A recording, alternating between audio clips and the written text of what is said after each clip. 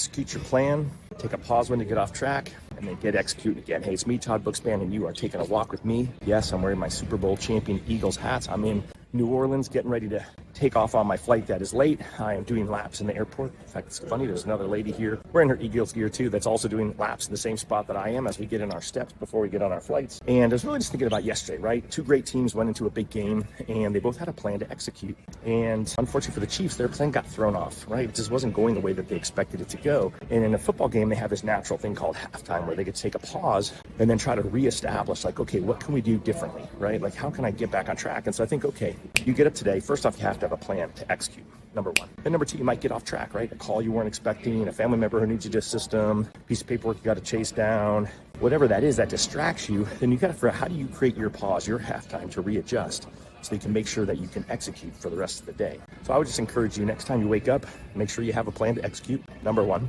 Number two, if you get off track, don't fret, just hit pause, pretend it's your halftime, readjust, get back out there and execute again. And by the way, go Birds. Thanks for taking a walk.